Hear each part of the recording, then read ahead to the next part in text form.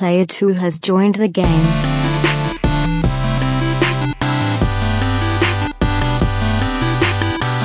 Hey yo, what's up everybody? Welcome to episode 101 of the Two Player Co-op Podcast. As always, I'm one of your hosts here, Kevin, along with my brother from my mother's show. How we doing? I'm good. I thought the triple digits was gonna mess up my my flow, my feng shui. We're officially out. Well, we were last time, but we can no longer do. Oh yeah, that's right. Not that we do it anyway, but we can't do the jersey numbers anymore. Oh, there are no hundreds of jerseys. You're right. No, we're done. It sucks. Had a good run. I wonder if there might have been in XFL. I don't think so. I don't think even they were No that triple crazy. digits. Well, anyways, this is episode 101 of the Two Player Co-op Podcast. It's been a while. I feel like I've said that a lot lately, but because it's like I went on vacation, you got married at the same time, and then we came back, and then you had the honeymoon. There was something else in between there. Oh, you went to Germany before that. Yep. Then you got married, and I went to the beach, and then you came back, and then we did this, and now it's been a while. But yeah, I know it's been a while. We haven't sat down to record. We just figured it out just over 3 weeks, which is weird. But yeah, we're back. We're back and better than ever. Sean. Yes, Oh, sir. before we get into it all, thanks for everybody for being here. If you didn't know what this is a two-player co-op podcast. Two brothers get together every week. We talk about, every week. Once every 3 weeks. It was every week. So it's been 3 weeks now. But we get together. We talk about video games. Sometimes we drink some bourbon, some beers, whatever it is. We kind of BS and catch up, talk about what we've been playing, talk about the news of the week that we think you need to know. Then we get into everybody's favorite part of the podcast, I hope, the Back of the Box Challenge. And if you don't know what it is, then you should know. If you don't know, it's a game we play. You'll figure it out when we get there. Just went up yesterday, the final episode of Mario Mondays as it pertains to Super Mario Brothers 3, World 8. Man, that was difficult, but it was very fun, and it was okay. I'm very not crazy. rewarding. Yes. Whereas like World 6 and 7 or whichever, no, 6 was better than 5. I think it was 5 and 7 that gave us the most trouble. Like when we beat, not on the Let's Play, because I don't think we beat it, but like when we were just playing, when we beat Streets of Rage 2 or 3, like we beat it. I was like, cool. I didn't feel accomplished. I was like, hey, cool, we beat it. When we, spoiler alert, when we beat the game, I felt very accomplished. I was happy to have beaten the game for the first time all the way through in, I don't know, 20 years or so. At least probably 25 years. I don't even know the last time I beat World 8. Like, as you saw on there's a lot of things that I just did not remember. I forgot that there was actually numbered levels, even though there's only 2 of them. Completely forgot that.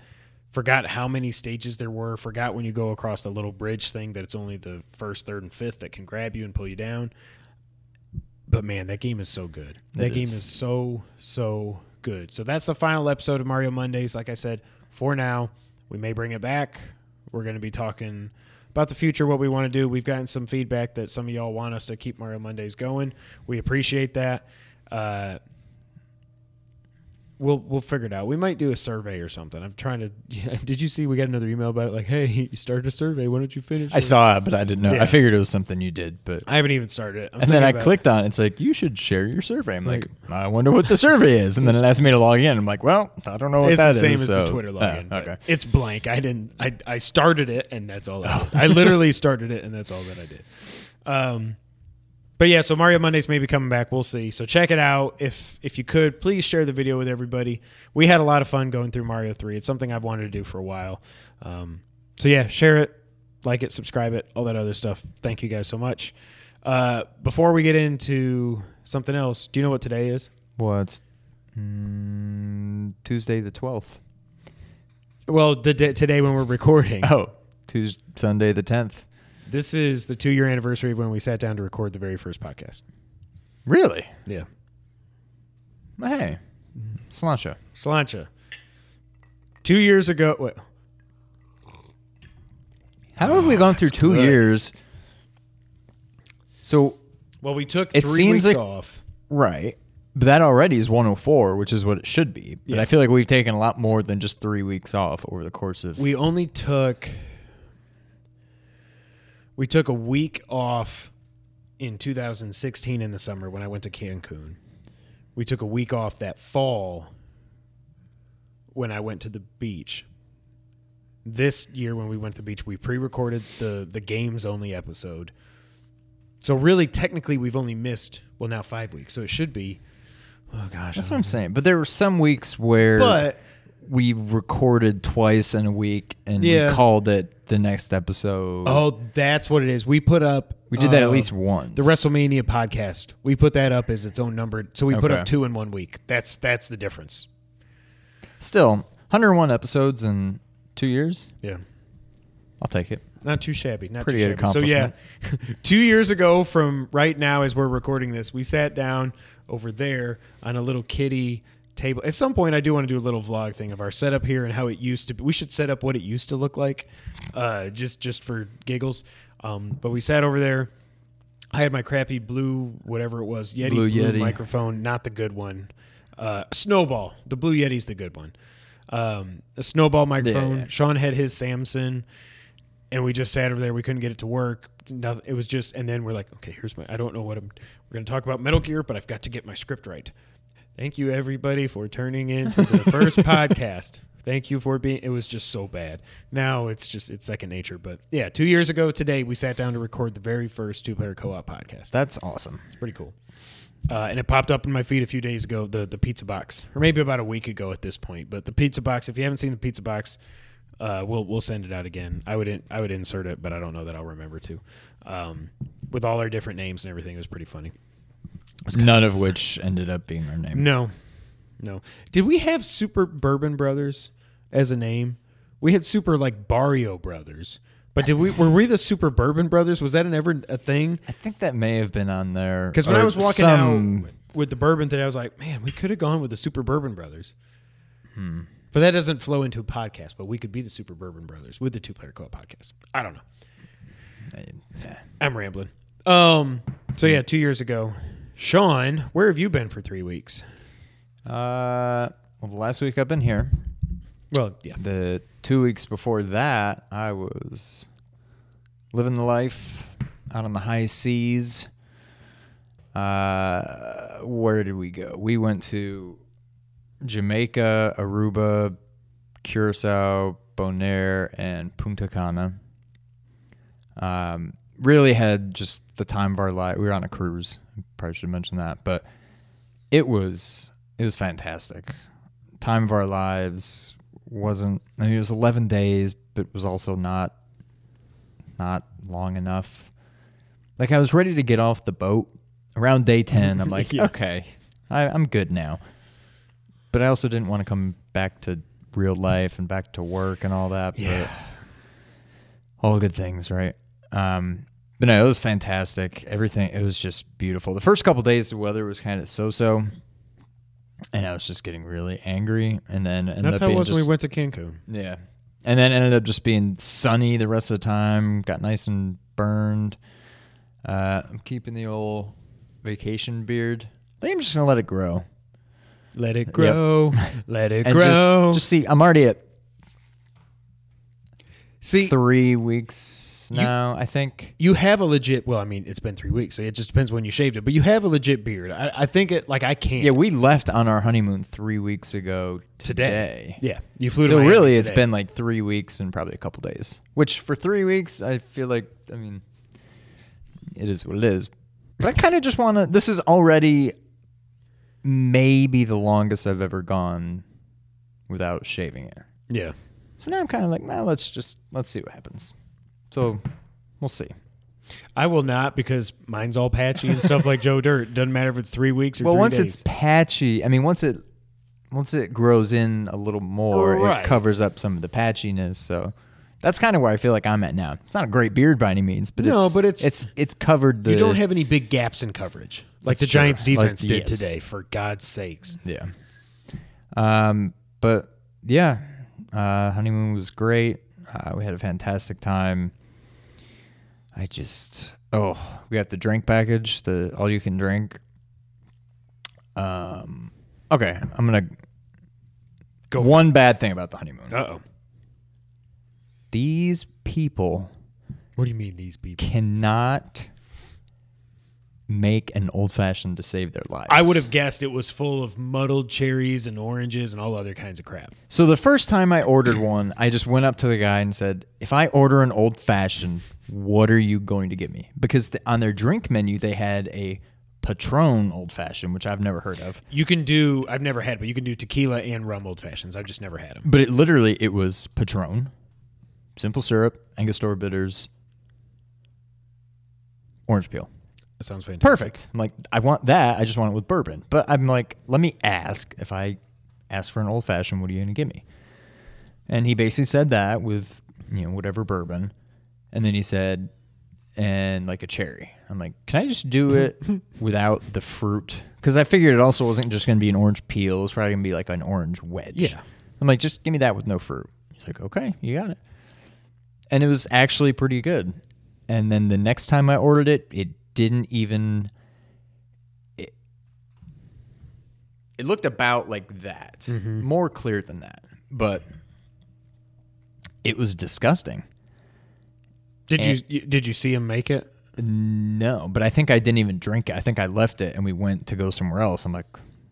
And then, so this time I ordered an old-fashioned at the bar. It was the same place where the first guy got it right. Okay. I didn't have that guy, but it was the same place. And I asked for an old-fashioned. This dude, for the most part, it was okay. But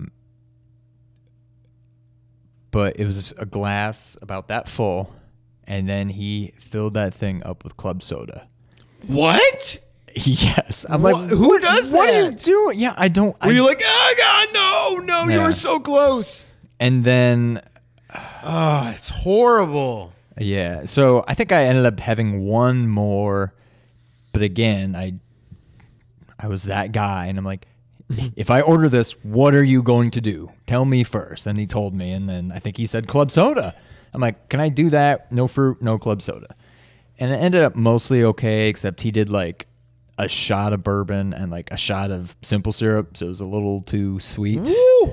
It was, yeah. And then I just gave up and just stopped ordering them all together. Just do margaritas or mojitos or something. I had almost everything you could think of. Yeah. I had several beers, red wine, white wine, vodka, whiskey, bourbon. Did they have good? I'm sure they didn't have IPAs. Or did they? I don't think they had any IPAs. But you know what I had for the first time and really enjoyed? Red Stripe. Oh, I haven't had Red Stripe. I've had Red Stripe, but it has been forever. I was impressed. Really? They were very good. It's very refreshing. It's very refreshing. Did you have my favorite drink that I came to love because I only had it when we went to Cancun was Miami Vice. The daiquiri. See, I don't like pina colada. I don't either, but when it's mixed with the daiquiri, I was like, this is freaking phenomenal. And I do not like the taste of coconut at all, but it was like, I don't know if the strawberry overpowered it or what, but it was like, this is so good. And I'm like, whoa. Yeah, I stayed away. I've had them before. Okay. But I'm not a big coconut fan or pineapple fan or, I don't know. I had strawberry daiquiri. Wasn't a fan. All of their frozen drinks, margaritas aside, it was almost like eating or drinking a snow cone. Like it was almost just too icy. Mm-hmm. And this one time I got a mudslide, craving a mudslide. Mm-hmm. Well, I got a few of them. But even that was like, it tasted like ice instead of ice cream. Oh, and they don't use ice cream. They use there was like a mix that it was basically like shaved ice and a mix, but it just tasted too like icy. It wasn't very creamy. Like it didn't have that. It wasn't. Well, you're in the middle of the ocean. I guess you got to do what you can do. Yeah, I mean, it was still good. And then one time, I was about to order something else, and somebody asked for a mudslide, but they asked for it like made from scratch, not using the mix. So it was, I don't even know what else in it. Vodka, Kahlua. So good. Bailey's maybe. Yep. And like chocolate syrup. Mm-hmm. I think it was that. And then it actually looked pretty good, so I went ahead and just got that too. And I think if I stopped there, it would have been good, but then I had them blended anyway, and then it ended up tasting like very icy. I think if I just had it on the rocks, which I don't even know if you can really have a mudslide on the rocks, but that probably would like a White Russian. Almost, yeah, except Bailey's instead of, I had a few of those too. But good man. The dude abides. No, lots of drinks, and up until the last, the penultimate night on the boat, I went hard. Did they make these drinks normal, or were they watered down? Like, when we went on the cruise, I don't remember how they made the drinks. I think because they weren't were free, pretty so I good. Didn't go, They were pretty good. I mean, they make them right there, so you see them make it. So unless the bottle is already watered down, it looks like they're filling the shot glass and then dumping it in and then leaving that going. They're doing that kind of thing. So I was pretty happy with them. It's respectable. And I really developed a taste for my go-to drink was, because it was all free, Grey Goose and Sprite. Mm-hmm. Sprite. Oh my God, those went down real smooth. Did they have any Mountain Dew? Did you get a Mountain Dew? They did not have Mountain Dew. Well, the other thing was they have Pepsi, not Coke. What? So most of the people would just let it go. Let it go. But then sometimes I'd be like, hey, could I get a Captain and Coke? And they're like, Captain and Pepsi? I'm like, yes, this is fine. Or Grey Goose and Sprite. 7-Up, okay? 7-Up's yes, I don't fine. care. Yeah. And then I eventually just gave in and I started ordering just Grey Goose and 7-Up because I was sick of being corrected all the time. But and nobody orders a Jack and Pepsi. Like, no one has ever said it just a Jack and sounds Pepsi. so weird. Yeah. And has anybody ever ordered a Jack and Coke and then said, is a Jack and Pepsi okay? And they said, no. Hold on, I'm going to need a minute. No, I don't know about that. Like, nobody just... God. I really did have a good time. Did you have any Mexican Cokes?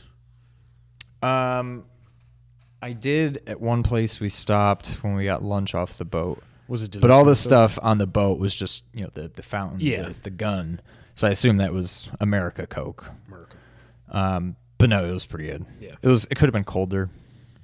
But yeah. It's I've really become spoiled. Between that and then Germany, I had quite a few of them. And then I came back here and had a Coke. I didn't even finish it. It's the corn syrup. I can't do it. I can't. Well, I'm glad you had a blast. I had a fantastic time. Hope to do it again someday. Yeah. Glad you're back. So we are now, as we're recording this, just a few days away. You've done it. You've made it. Star Wars. I was thinking about that. Did you make it? No. Okay. Yes. I was thinking about that today. And I was like, oh man, like a few more days to Star Wars. Like, I've made it and it's been relatively easy. And then I was doing something on my phone, watching NBC, football, before the football game, before I came over. God. And there's some, I don't even remember what it was for because I was only half paying attention, but there was some commercial where like BB-8 was on there. And I'm kind of giving it the side eye. I'm like, I don't even really like this.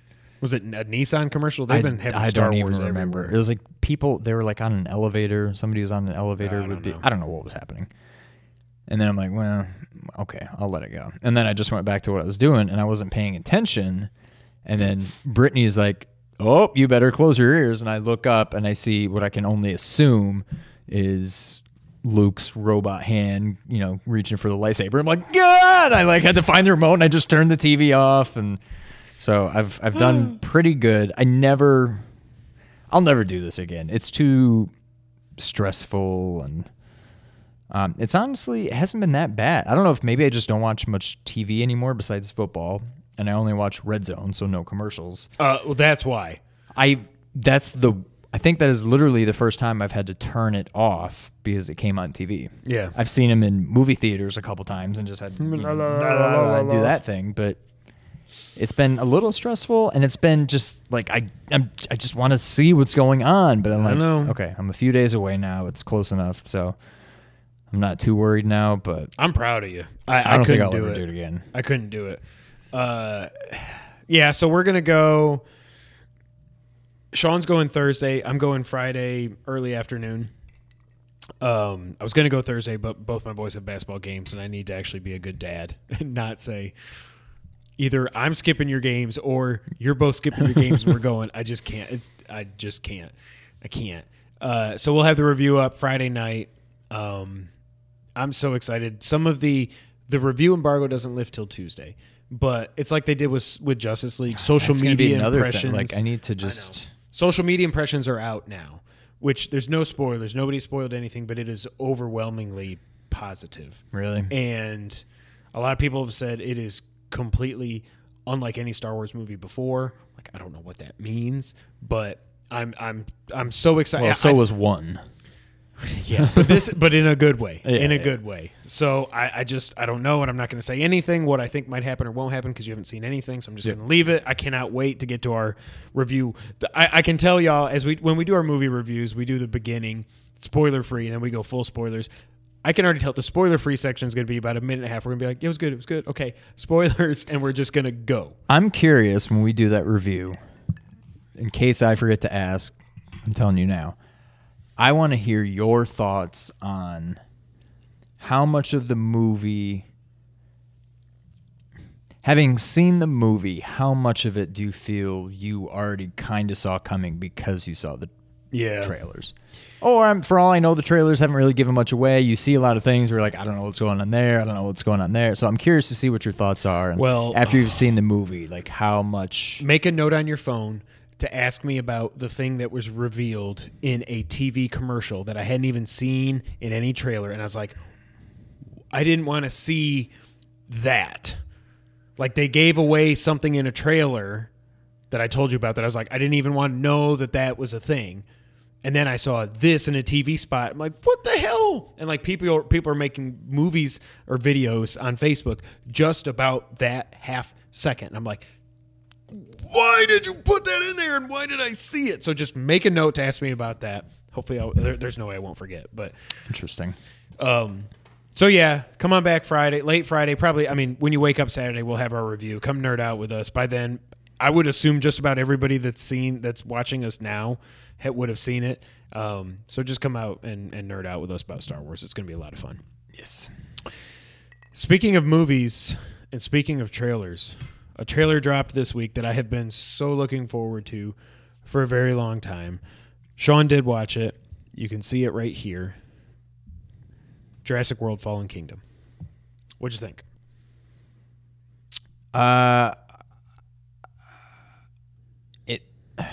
It's okay. I definitely like it. It just seems like what's weird is I'm like, wait, haven't they done this before?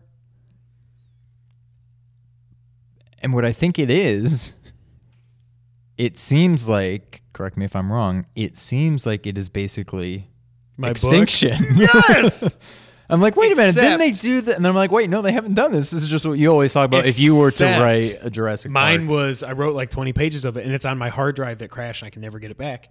It was my fan fiction. I feel like I hate saying that, but it was basically my fan fiction. I was writing Jurassic Park 4. Billy was going to be in it from Jurassic Park 3 because I liked Billy in Jurassic Park 3. I didn't like, and Sam Neill's awesome. The rest of that movie was god awful. But I was writing it, and the whole thing was they were going there to save the dinosaurs, but they were saving because they were going, for some reason, the government or somebody was going to nuke the island, which I think that did happen at the end of 1. At the end of Jurassic Park, the book, I think they nuked the island, not with a nuke, but they wiped them off face of planet. What I've heard some people say, obviously the bad guy in this is a volcano, although I still think I think everything they show, I was like, people are like, they gave away the whole movie. I'm like, no. That's probably the first third of the movie, because then they've got to go in there. They got to save these animals. You see the T-Rex in the truck. You see the Stegosaurus like in a cage, and you can kind of see fire in the background or something. So the island is already, the volcano has happened. There's still the overlying the overarching whatever I'm trying to say. The specter of Dr. Henry Wu hovers over this whole thing. Whereas he was in Jurassic World, he was kind of just the bad guy because he's like, whatever. And he left the island with the species. And remember, D'Onofrio and InGen wanted to weaponize these things. What I was worried this was going to be Dino Wars. And I think we've talked about that on the podcast before. It's going to be dinosaurs with freaking lasers and rocket beams and rocket launchers. Rocket beams. So I don't know. I love that we see they're still showing respect to the T-Rex. He's kicking ass, unlike Jurassic Park 3, which was that I could not. I remember sitting in theater watching me like Spinosaurus versus T-Rex. Oh my God. He just broke. T-Rex is dead. What? And that was when the movie, and the animatronics and everything before that and after it, it was just horrible. Anyways, he comes and he blows up, which I think that was a Carnotaurus. I think people said it's a Carnotaurus. You see these other dinosaurs, that one thing that looks like a giant raptor. At first, I was like, Utah Raptor, finally. They didn't. It's not. I think people are saying they think it, and what I think it's either an Allosaurus. When it was like running, and then it like runs into the gyroscope thing, and it kind of falls down. They think it's an Allosaurus. You got the Baryonyx, which is freaking awesome. People are crapping all over this trailer. But what I've seen is when I've listened to people's thoughts on the trailer, people that are crapping on this did not like Jurassic World, whereas I loved it. Was it Jurassic Park? No, because Jurassic Park's probably my second favorite movie of all time, behind The Dark Knight. Okay. Jurassic World, though, while it wasn't Jurassic Park, I do think it recaptured not all, but some of the magic of Jurassic Park. It was more monster movie than that, but that's kind of where I am in that I love Jurassic Park. Top 10 for me easily. I don't know where it falls, but top 10 of all time. Did not like... Well, I didn't love Lost World. It was almost like, hey, Jurassic Park was cool. Now what do we do? Okay, well, let's do this. And then Jurassic Park 3, it was just like, now I really don't know what to do. Man, let's just go back to the island. It's just like, and then Jurassic World, I know it's not a reboot, but it kind of just said, okay, let's re-envision this. Okay, the park finally got made. It was like a brilliant Disney World. idea. Yes. Let's go there. And it was awesome. And now I feel like we're back into this. Okay, well, we did that. Now what? That's my biggest worry. My thing on The Lost World was I loved that movie up until they went to San Diego. If they would have stopped it before they ever got on that boat with the T-Rex, it would have been great. You loved the part with the gymnastics. Okay, I blocked that out. Oh, my God. Not to mention how they cast his daughter, to the fact where they had Vince Vaughn even go, do you see a family relation here? I'm like, why did you do it? It's fine, but it's whatever. But the gymnastics thing was stupid. Right. Okay, never mind. So I didn't. But Jurassic Park 3, I could do a whole podcast ranting about how bad that movie was. Like, do you remember at the beginning when they go up on the parasail? Do you remember how bad the green screen was behind them? It's like if we would have grabbed a parasail and we just put up a green screen here, we're like, oh, we're on the island. I don't remember it being that bad. And then the Spinosaurus, when he was CGI, he looked really good. But when they went animatronics, you could tell that this was not Jurassic Park 1 and Jurassic Park 2. When this guy's just going, as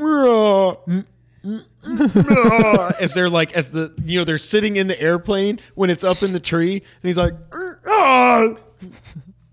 like, this is not scary at all. This is clearly a robot, and it looks so stupid.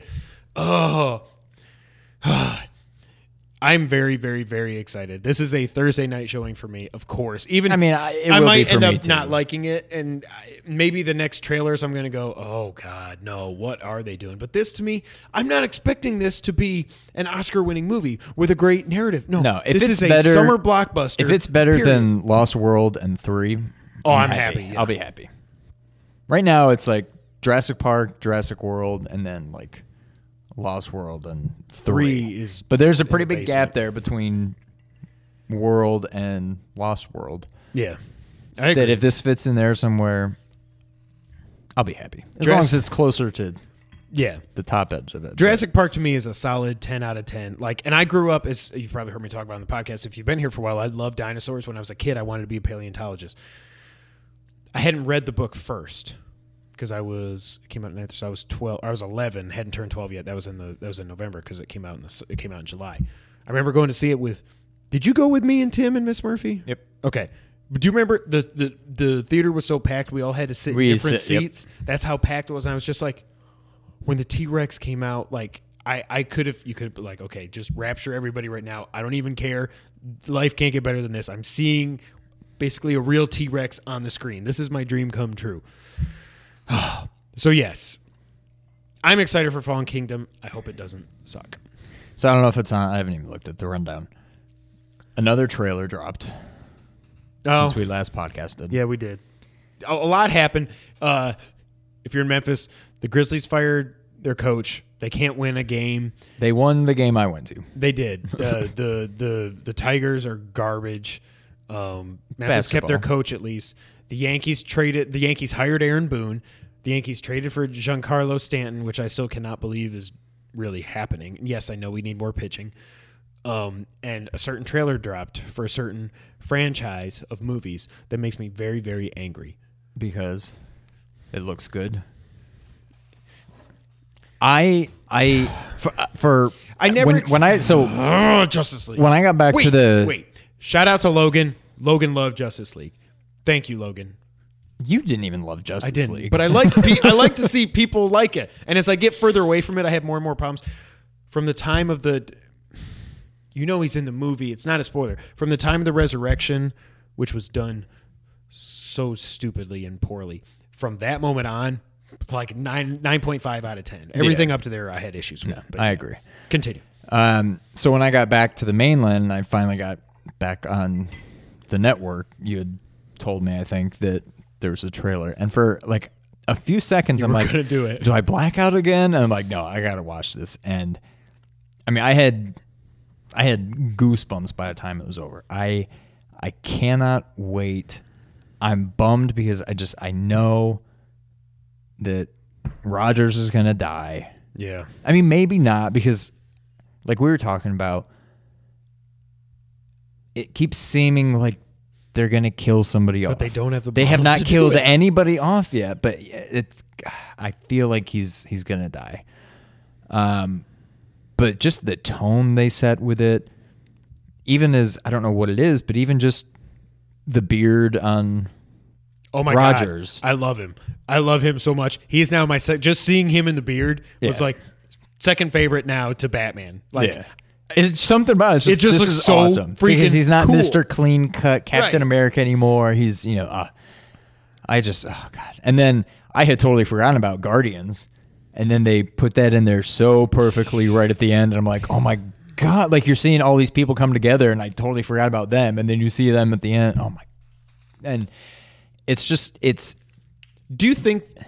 I think they're going to be in this about as much or less than Superman was in Justice League. That's what I think. I think less than Superman was in Justice League. Yeah.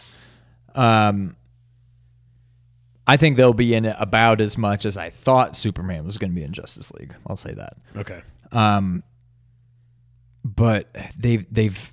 I mean, I haven't seen the movie yet, obviously, but just from the trailer, it seems like they nailed, much to your chagrin, I'm sure.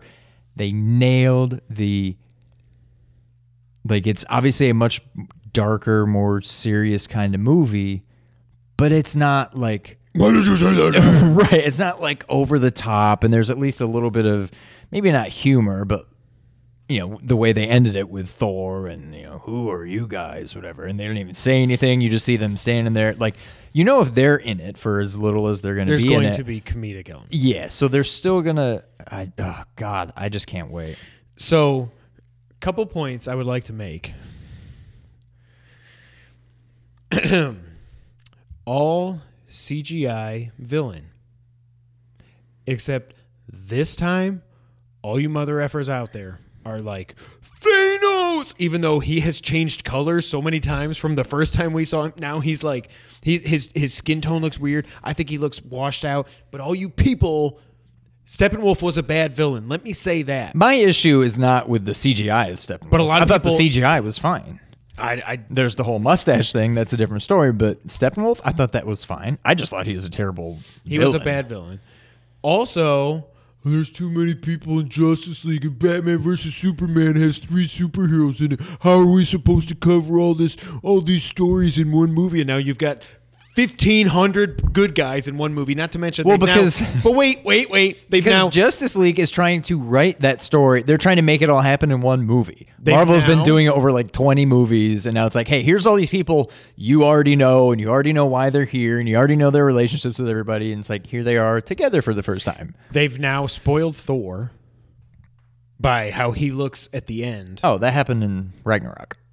They've spoiled it. That's what I'm saying. Well, okay, so if you have, it's been out for a month. But if you haven't seen it now, I know he goes big boss and he loses an eye somehow. Yeah. I know he doesn't have the hammer. Everybody's talking about that.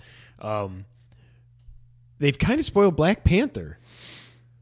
Because that comes out in February. Well, they've spoiled it to the fact his that wife or Black whatever Panther is doesn't in it. die. Well, and his wife or whatever. I can't. And please don't get out. I don't know Black Panther that well. That is one movie I'm psyched as hell awesome. for. I cannot wait. Bucky's back. That is no. I need to keep bitching about this first. Sorry. See, even you can't help it. What the heck was that? You took it out. Oh, it was like a piece of ice or something. Did something crack? Well, what the heck? At least it went out, not in. I need bourbon. I didn't have the hair. Now let me go back to not being a bitter DC fan. Let me just go back to being a movie fan and a comic book fan, a superhero movie fan. I didn't have the hair standing up on my arms, but that's because I've seen Avengers 1, Captain America 2 and 3, and Spider-Man. And that's all that I've seen. Like, I haven't seen any of the Iron Mans. I know. Really? I'm sorry. Yes, I haven't seen Iron Man. I haven't seen Thor 1, 2, or 3. You didn't Guardians see the 1 and first 2. one? Sorry, I saw Guardians 1 and 2. No, I didn't even see Iron Man 1. Wow. Or first Captain America? Nope. Because it just looked boring. I hate that they wasted Red Skull in one movie and just took him out. I didn't like that. And I never saw it. So I'm not that invested, but that's probably why seeing Captain America, I was like, yes, because that's the one guy. Everybody says he's the Boy Scout. He's the most boring, like they say about Superman. He's the one guy in Marvel that I am invested in. So seeing him as, I guess he might be the Nomad. I don't know what that means. Ernie, let us know. I don't know who the Nomad is. I don't know that storyline, but he looks awesome. By the way, I said it on Twitter and we talked about it. He could be Snake.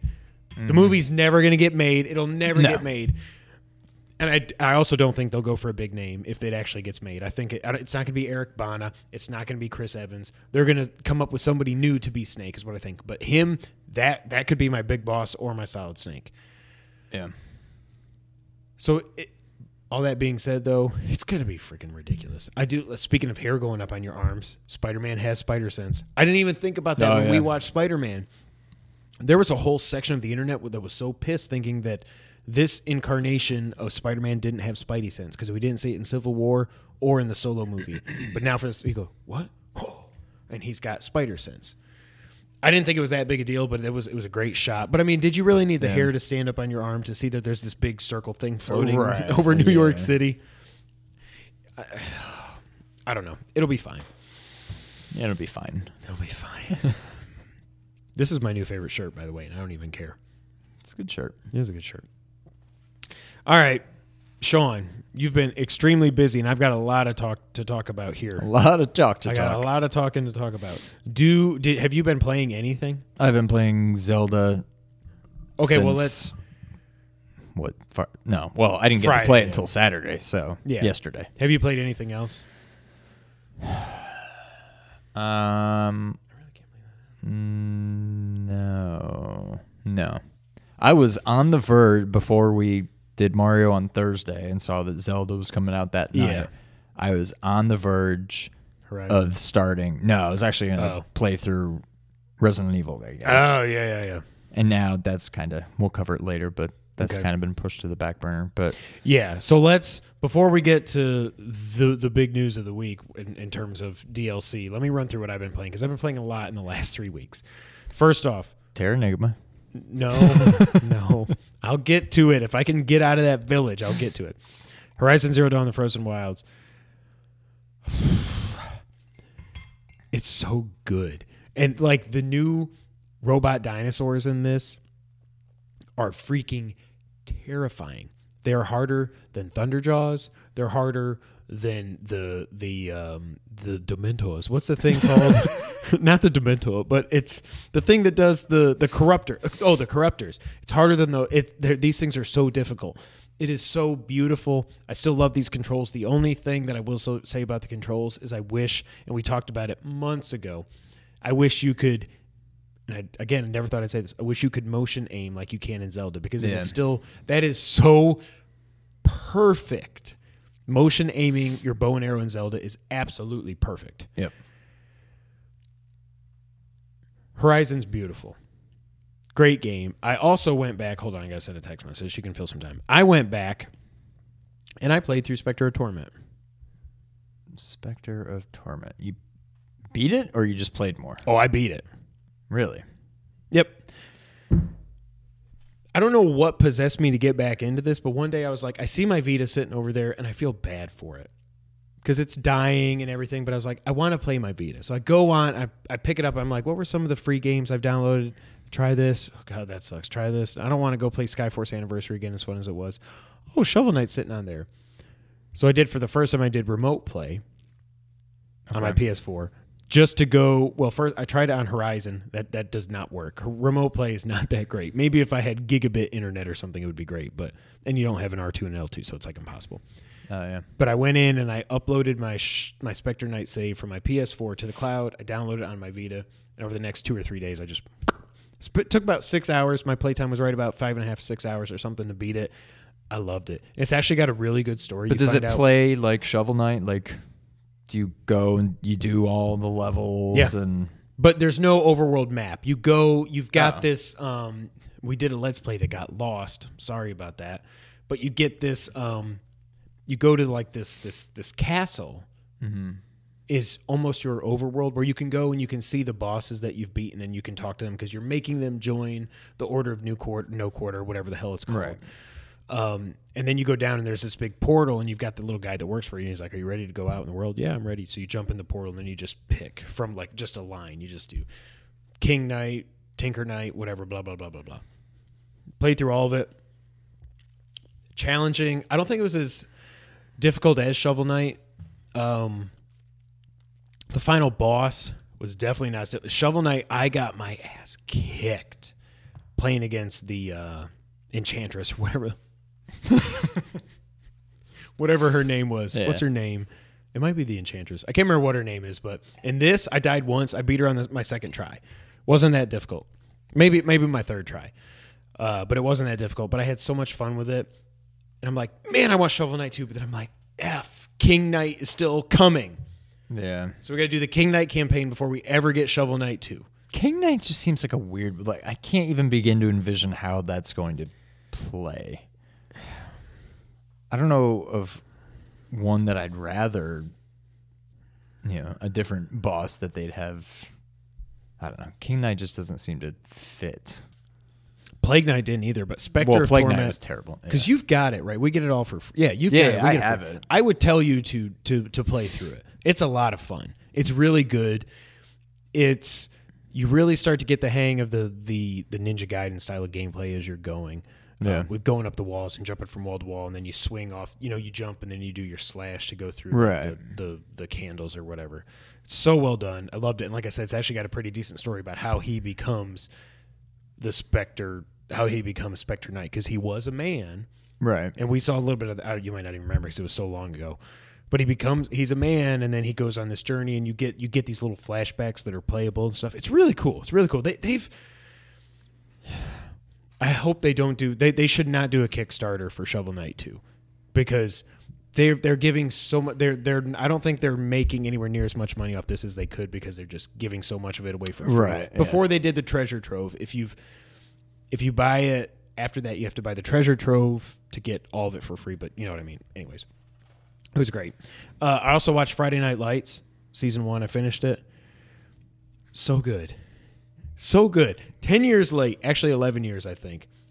I loved it. I know you kind of got off it because I think I literally watched 1 or 2 episodes, but I remember it was Peter King way back when, and he would like talk about it in his columns every so often.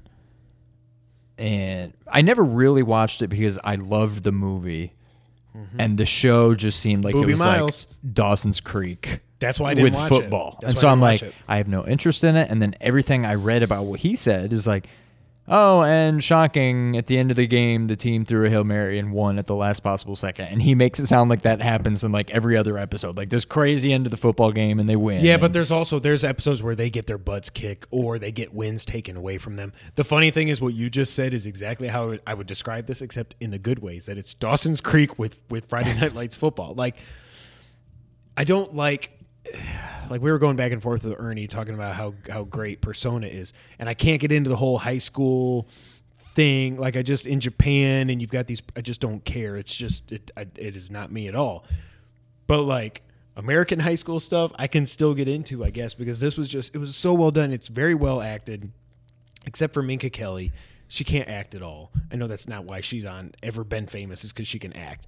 But she can't act at all. But like, and the funny thing is, after Eli got benched. That's but the thing is, like, I have nothing against like, I still love like American Pie and all the like all those Can't Hardly stupid, Wait, love those movies, and I love football. So I would think combine them, and how do you miss?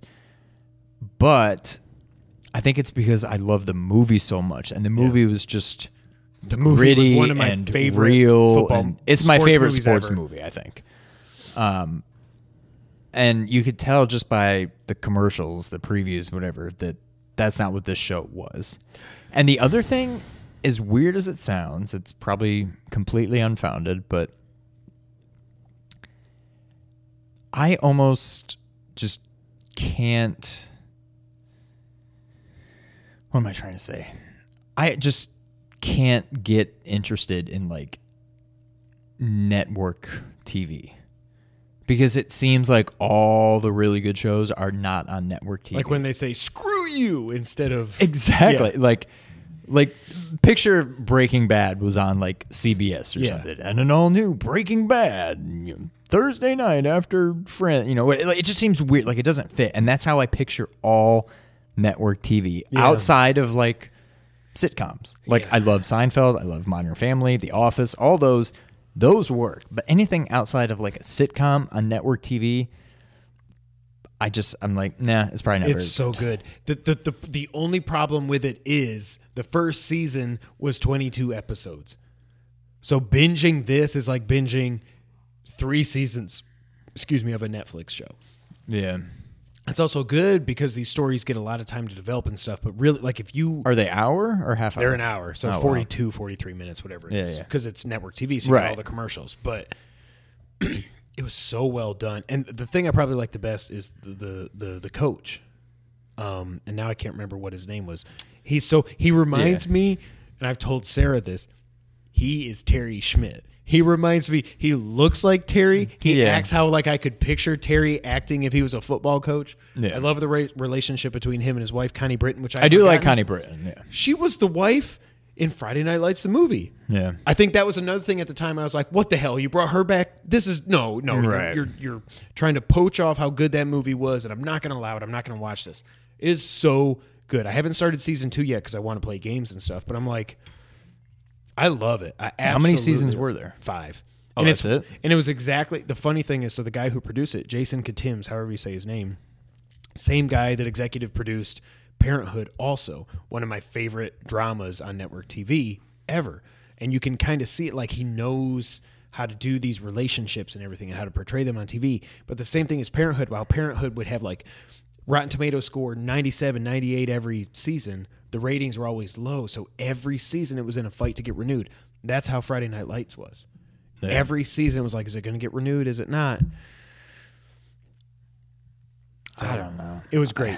I'll let you borrow season 1 on Blu-ray if you want to. Just give it a try. It is so it's so good. It's so good. It's so well done. Well, I finally got Brittany watching The Office, and it took her about 2 episodes maybe. I came to podcast and she had watched the first 3 or 4 episodes of season 1, which I honestly told her, you could probably skip season 1. It really hits its stride in season 2. And Diversity Day, and within like a couple episodes, she was hooked. And now she's probably watching it without me right now, but we're right near the end of season 2. Oh, and is Casino Night how season 2 ends? Yeah. Oh wait. Yeah, I think it is. And then season 3, he moves to Stanford, right? Is that the same episode? I thought 2. Oh, maybe it's the penultimate episode of 2. The not company picnic, but no, that's after they come back. That's season 3, I think. When they're in the fat suits and stuff. No, because and Pam has the talk with Michael and everything, and you just got to go for it, whatever. Oh, okay. No, that was season 3, I think. Yeah, I think you're right. Yes, because it's season 3. Spoiler alert, Brittany, if you actually watch Mute, season 3 is how the best ending when he pops in the office like, hey, oh yeah, I'm like, oh, I'm gonna cry. I'm so happy. I loved it so much. Yeah. Okay, that's right. So yeah, 2 ends with casino night. Yeah. I told Jess, I was like, we need to go back and watch I don't know. That's the thing. What Like made me I think forgot. of it, but when I go back and watch The Office, there are like certain episodes. That, like if I'm scrolling through Netflix, I'll stop and see one. I'm like, oh, I gotta watch this one. yeah. But they're like every single episode has a part that literally it makes me laugh out loud. Yes, like almost cry laugh. Yes. Like every single episode, and oh god, it's so good. Tell her to skip season 8. Season 8. Yeah, she probably could. I honestly, when I went back and watched it a while ago, season 8 was pretty bad. Season 9 was. It was pretty darn liked good. It. Yeah.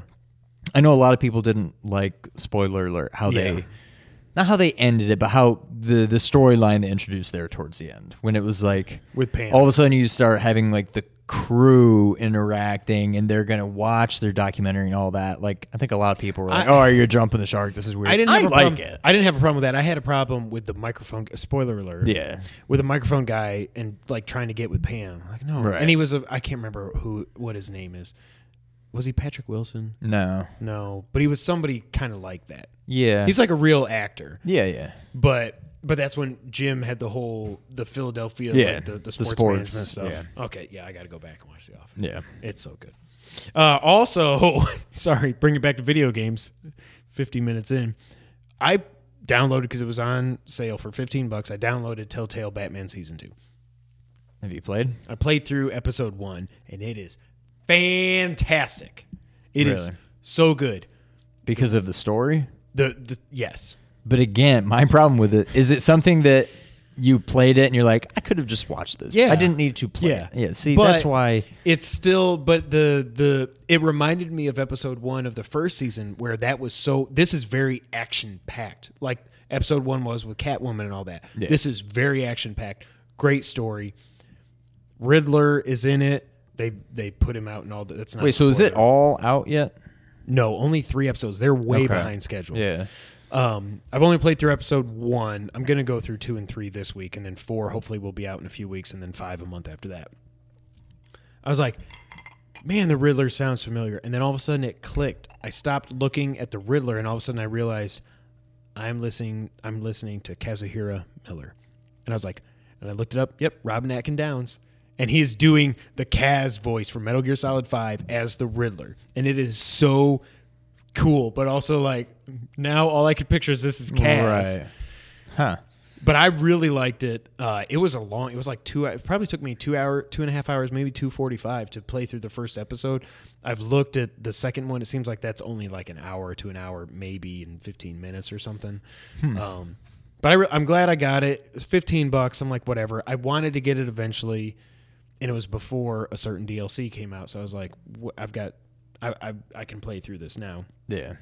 I really liked it. So I'm excited to get into 2 and 3 and then go from there. So, yeah. But what we've both been playing during the Video Game Awards, which we'll get to later, Aonuma and I don't even know the guy's name. The other guy's name from Nintendo. I have no idea. Came out on stage and they said, here's a new trailer for the Champions Ballad. And it's available tonight. And we both were... It was right before we went out here, like Sean was saying, to record World 8 of Mario 3. And we're both like... Thoughts? Because I've been talking for a lot of this. So the same thing happened the first time with the first DLC.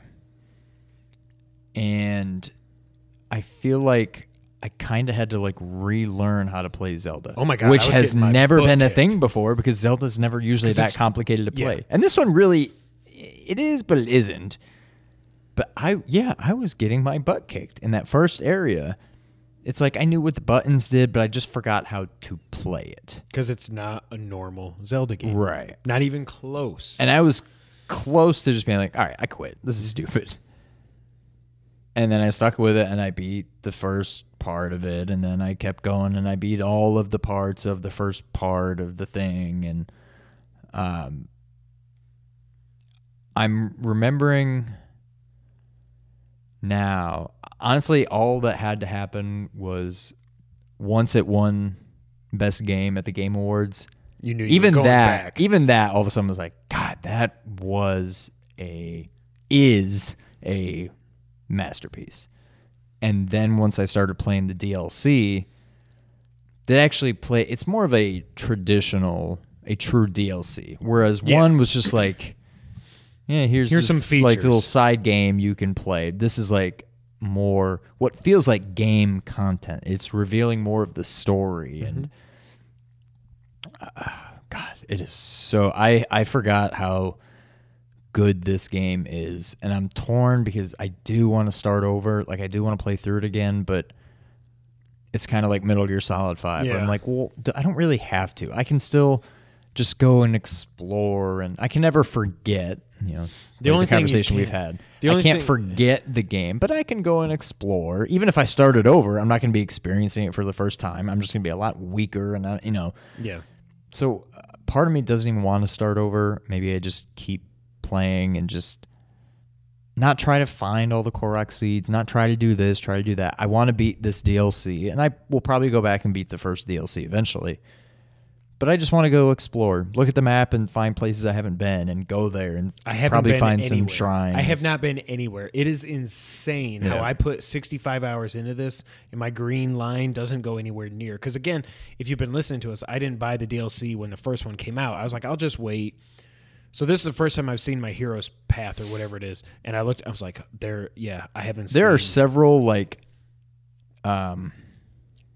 unique, I guess, looking places on the map, like named places that I have not set foot in somehow.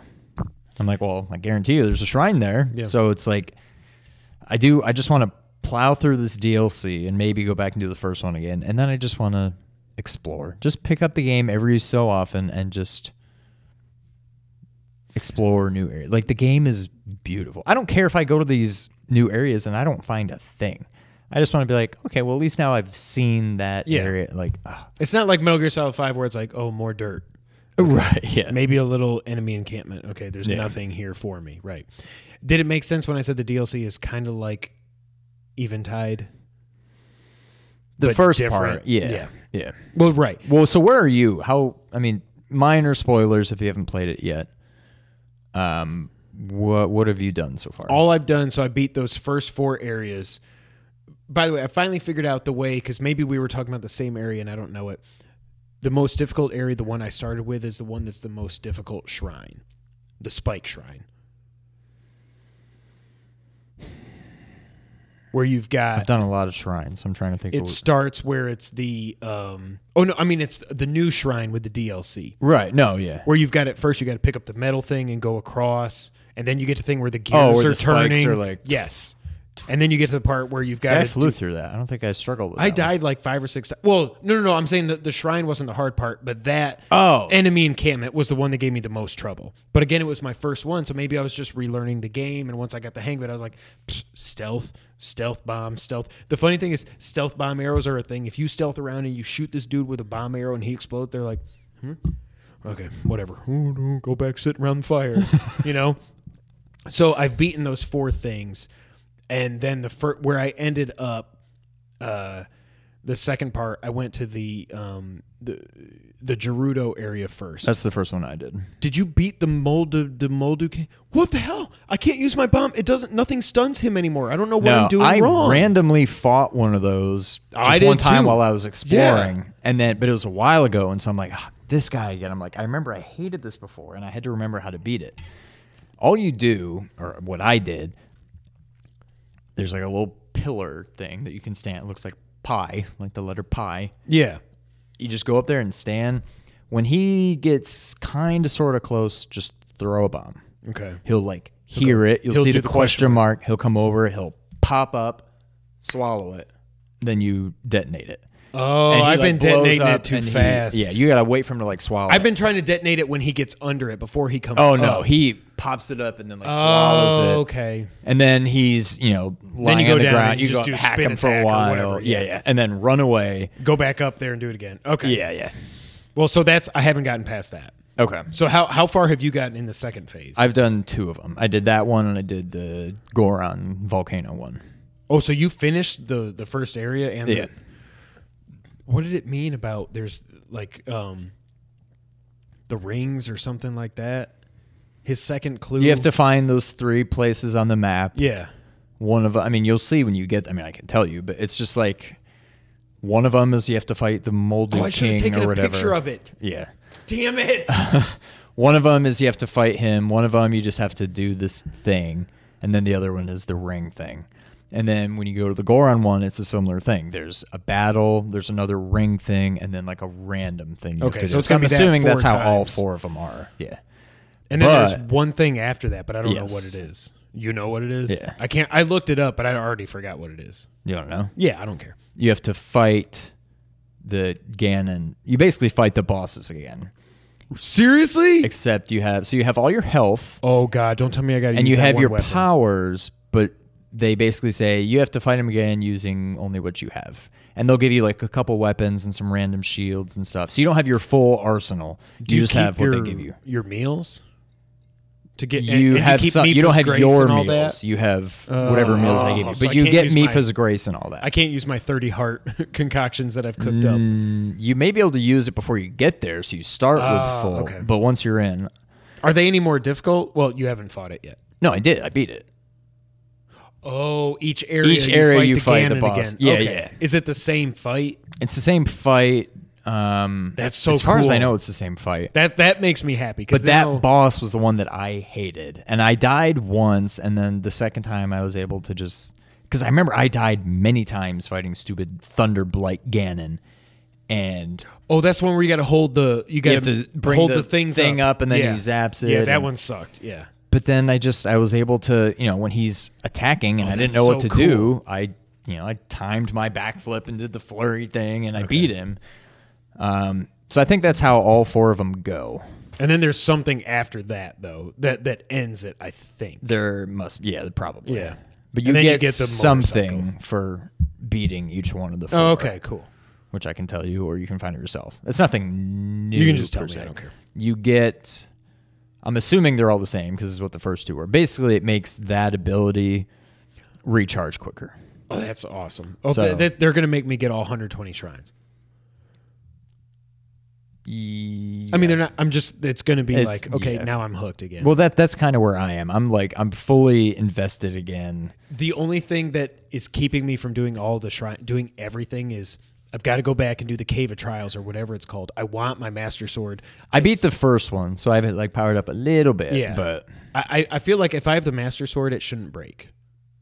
I want so when you beat that whole thing, it never breaks. Yeah, it's only a 30 power, so it's not the most. The other thing is I powerful never weapon. used the stupid healing shield because I don't want that to break. I'm afraid it's going to break. You can get it again. You don't have to go back into the castle to get it. You can either buy it from maybe Hatino Village for like 3,000 rupees, which now I've got like 12,000 rupees. I have or something. 11,000. Like I'm fine. I can buy it again, but still. But there was something I was saving up for, and that I needed I feel like 20,000. And I now feel you like have no there's idea what it something was. ridiculous that I was saving up for. Now I have no idea what it was, but I usually just use my guardian shields and stuff like that when I pick them up because I'm just afraid, like you said, I'm afraid. right. To use I the haven't. healing I don't shield. think I've used it once. I put it on just to see it. I'm like, Yeah. that's awesome. And Yeah. I'm like, all right, Okay, let's go. I switch don't it want you out. to break. Right.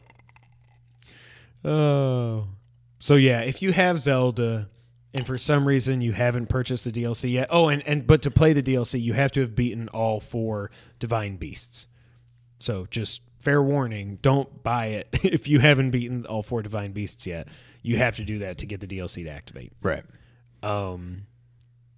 Yeah, I love it. I did because I was playing it handheld mode at work on my lunch break. That was tough. But once I got home and I docked it and I was playing with the Pro Controller and stuff, I was like, okay, now I can actually see what I'm doing and how to stealth around and kill these dudes and stuff. It's so good. It's so good. All right. I knew this was going to be a long podcast. We haven't even gotten into news of the week. You want to get into news of the week? Sure. Not a whole lot to talk about this week, but I'm sure we'll have some thoughts on it. Last week was Mega Man's 30th anniversary. Now, I haven't ever been the biggest Mega Man fan, but these announcements have me over the moon excited. Yep. So let's run through them. First thing that was announced is that all 8 Mega Man X games are coming to PS4, Xbone, and Switch, and I think Steam also, so I think also PC. In 2018, the only catch, everybody was reporting that this is an X collection.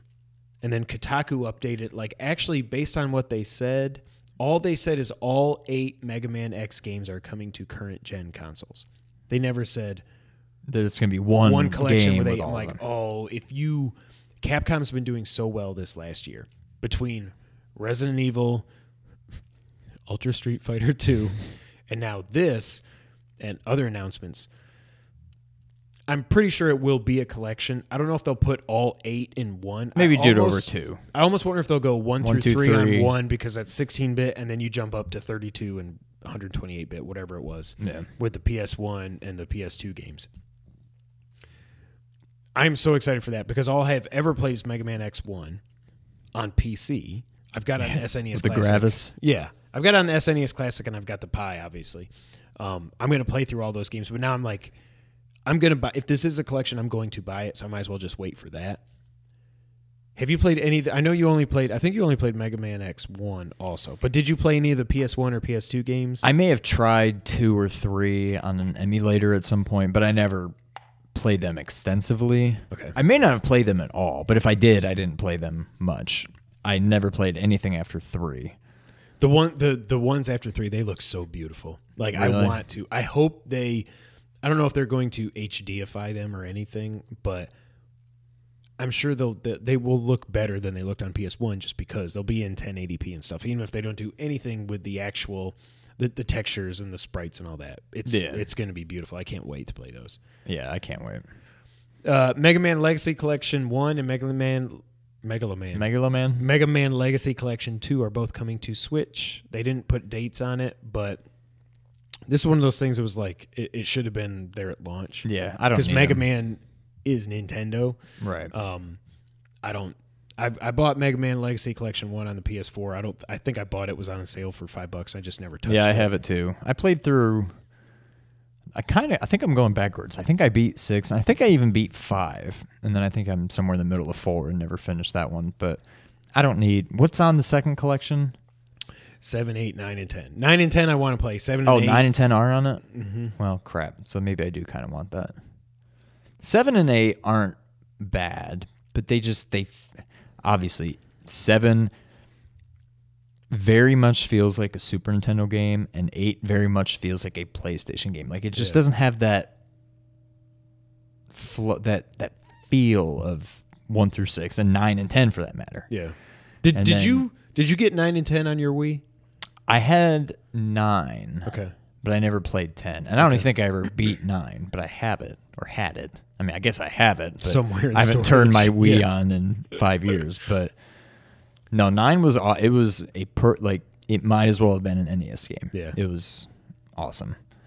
That's why I'm kind of worried about 11. Mega Man 11 was announced. The first new Mega Man game in 7 years. Because that'll be out next year, so first in 8 years. I just feel like I get it. You can't just keep making NES-styled Mega Man game. Like 9 and 10 was cool. It was a blast from the past, whatever. But I couldn't really tell because I didn't get to see much of it. I don't know if 11 looks more like 7 or 8 or well, the trailer should be playing right here for you. If I remember to do it.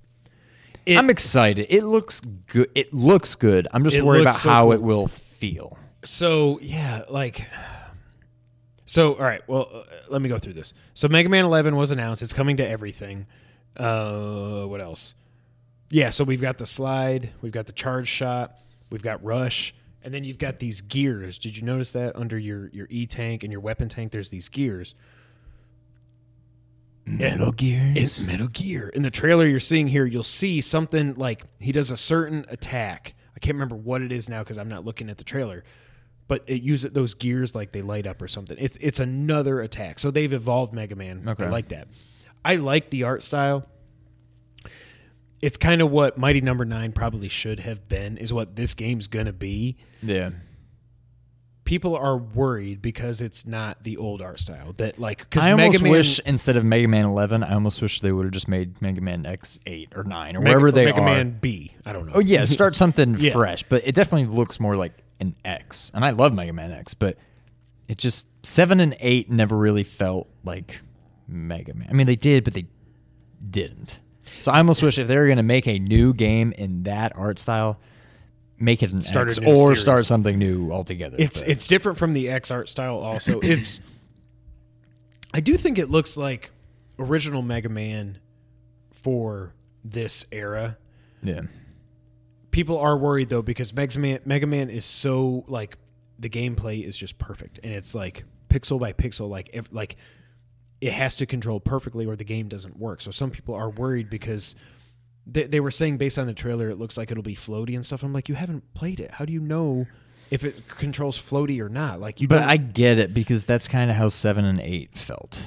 Oh, and as soon as it was no longer right, as soon as it was no longer that original 8-bit, it lost something. It looked good and it was still fun, but it definitely lost something. Yeah. So I don't know. I'm sure I'll get it, but yeah, it's coming out in late 2018.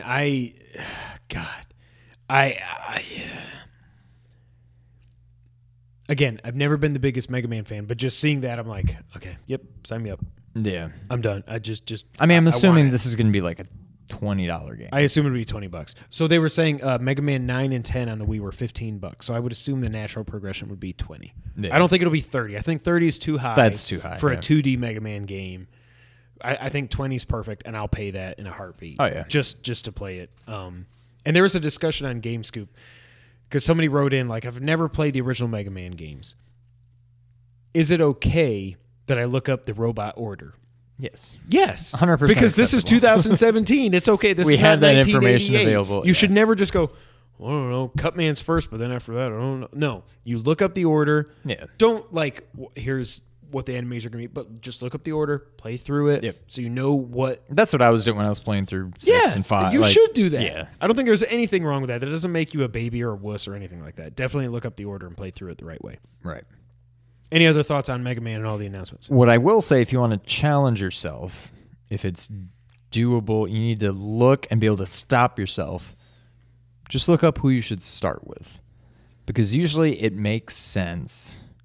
Like if you fight Fireman, you should probably fight Iceman with next, the firepower or something. Yeah. And if you're going to fight, and then once you have Iceman, maybe fight Waterman. And when you fight Waterman, then maybe go take on Electric Man. And then, you know, like use your brain. And it all, for the most part, usually it makes sense. Yeah. But yeah, I usually just look them all up because I'm that way. But yeah, the other cool thing I was going to say, Colin tweeted this first. In Mega Man Legacy Collection 2, did you see this? Like in the artwork of Mega Man Legacy Collection 2, they put concept art for Mega Man 11 in there. It was right in front of everybody's faces, and nobody knew it was Mega Man 11. It's so cool. Right, yeah. So cool. And it looks like one of the bad guys is going to be Rockman, and Rockman is Mega Man in Japan, so that's just like Nexus of the Universe stuff. Oh, yeah. Mega Man, lots of announcements. I'm very excited for it. Next up, PlayStation 4 sales. This is insane. This console, it is fantastic. PlayStation 4 sales are now over 70.6 million sold, not shipped, as of December 3rd. That's up from their last time they announced sales numbers. In June, it was 60.4 million. So in 6 months, they've sold 10 million units. What, 5 years after launch? 4 years? This thing's going to hit 100 million. It's going to hit 100 million. Because I think we're going to get PS5 in 2019. And it's still going to the 4 is going to live on for a couple years after that. Yeah. It'll hit 100 million. I am very confident saying that now. It'll be close. I think this last 6 months were an anomaly. It's obviously they're not going to sell another. That would be 20 million. 20 million over the next year, but they almost kind of have to. With the 5 coming. If the 5 is coming, I don't know. I don't know if it'll hit 100. I think it'll hit 100 million. I think it'll hit 100 million. And also, you got to think also though, once the 5 comes out, the PS4 Pro will probably be $200 instead of $400. Right. You know, the regular PS4 will be $100. Actually, they'll probably. And for the first year or two, probably everything that comes out on the 5 will also come out on the 4. So there will still be reason to pick up a 4 if you somehow don't already have one. I think the PS4 is going to end up my second favorite console of all time. When all is said and done, behind the Super Nintendo, I think it'll be tough to ever beat the Super Nintendo. I think it already is. I think it is. Yeah. Not only the games that have come out on this, but just bringing the best games from the PS3 over and just uprising them, like God of War 3, right? And Last of Us, the Uncharted collection, every other Dark. Oh, you didn't play Darksiders yet? No, I haven't. I downloaded it, but I haven't played it. Yeah. Ernie says it's better than Zelda. So I'm like, okay, I will give it a try because people say it is 3D Zelda. I'll give it a try, but it's still like your death. You're not like the hero of time. So I don't know. Yeah. Also, PSVR has now sold 2 million units. I mean, is that good? What were they? A year. Just over a year. It came out October last year. What were they expecting? Do you know? They were hoping to hit 1 million by April, and they hit that. Okay. I haven't heard of anything past that. VR just seems like, at least right now, it seems like the whole 3D TV thing that never really caught on. Like, oh, I can watch TV, but I need to wear these glasses that need a battery in them. And, oh, I can play VR, but I need to have like 17 wires coming out of my head that plug into this and this and that and that and this and that. And you're kicking your dog. I just stepping on your cat. I don't think it's there yet. So, but did you see Adam? The free trial thing, he got it. Adam, hook a brother up. Yeah, I want to try it. Adam, I do want to try it. I want to try it. I'm very, very curious. Did you see? I tweeted him. I said, "Hey, if you want RE7, let me know." He said, "No, thanks. I'm not very fond of pooping my pants." Oh God, I don't think I could do it. I don't think I could do it either. But I'd love to watch somebody else play through that first hour in VR. I would love to try that because when you're playing, you see it on the TV also, so Jess can sit there and watch me. Like, that would make for a good Let's Play. It would. Adam, hook us up. Hook us up. We'll bring the Elgato. I don't even know what that looks like, but we could figure it out. So shout out to PS4, to PlayStation. PSX wasn't that great, but we'll talk about that here in a minute. Next up, the Mount Chiliad mystery in GTA 5 has finally been solved 4 years after it was released. Do you know what this is? I don't know what they found out. But do you remember it? Yeah. So you go up on Mount Chiliad, there's that mural that shows the mountain with like a picture of a jetpack and some question marks and like a UFO over it and all this other stuff. GTA Online, because it's never going to die, launched a new expansion, the Doomsday Heist. And as part of this heist, you get the jetpack. Yeah. I don't know if you get it in GTA Online as a whole, but now I'm like, I need to free up 75 gigs on my hard drive and install this thing and do the heist. The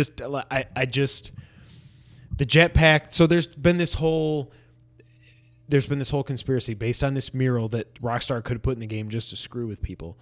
That you had to do certain things at certain times to get the jetpack, and now it's coming out that the jetpack's we're just going to put it in the game. I assume you can buy it outside of it.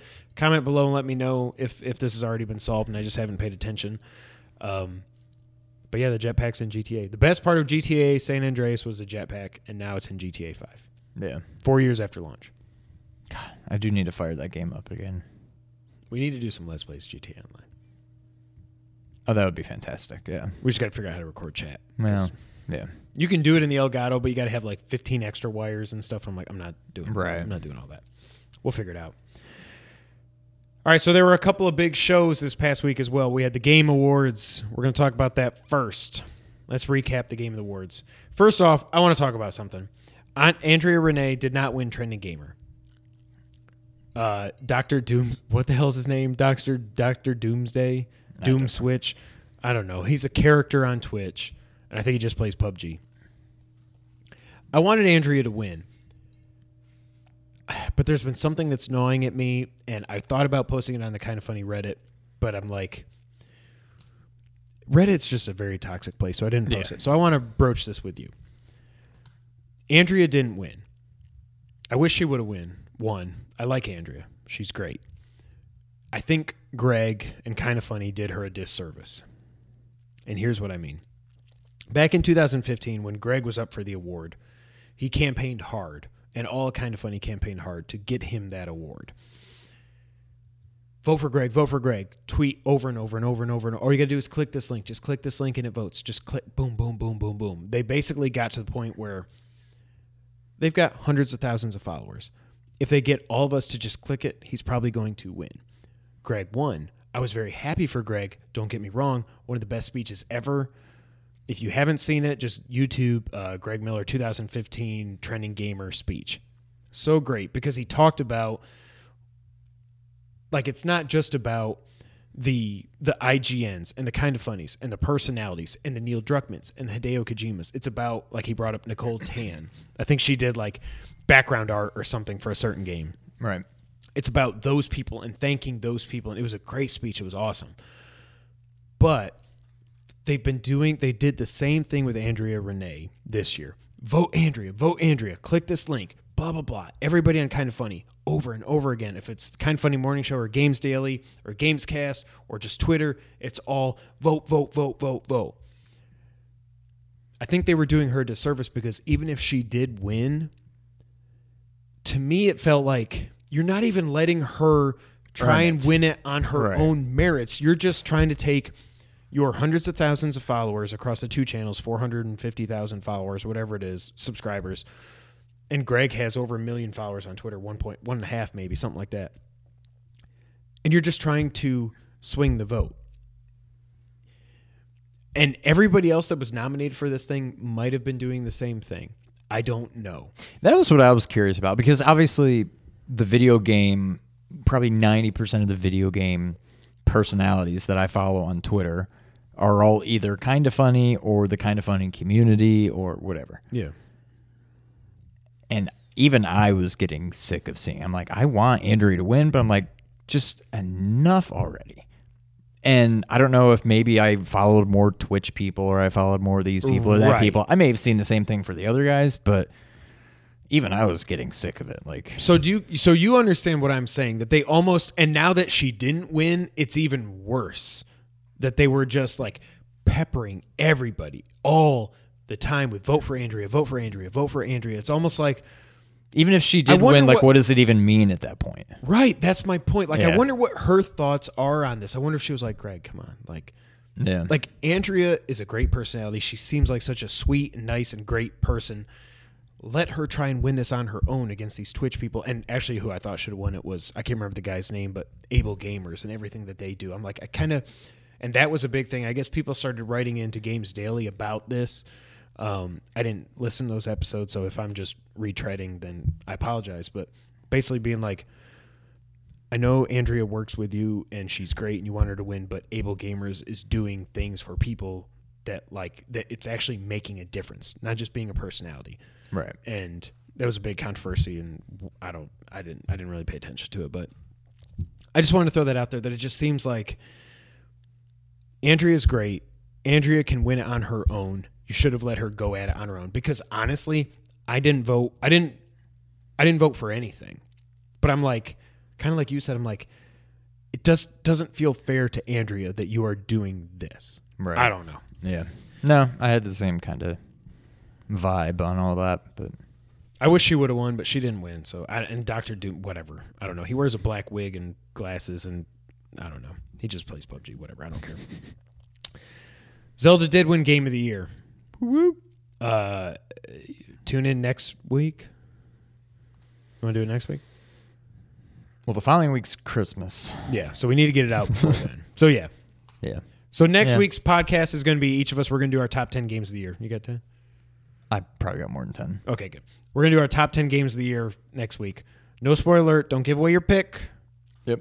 Zelda did win Game of the Year. Horizon Zero Dawn won nothing. That's shocking. And I was going back and forth with Nick, and I'm like, but if that game came out last year, it could have won swept everything. Like, yeah, that's what I said. Like, I do think Edith Finch actually, because Edith Finch won Best Narrative. I'm like, that's who I thought was going to win. That's if I would have voted, that's what I would have voted for. I love Horizon Zero Dawn's story, but the way that the story was told in Edith Finch was so cool and so well done. Yeah. And it's kind of like how when we played Firewatch, when it came out, the further away I got away from that, the higher that game went in my mind. That's how Edith Finch has been too.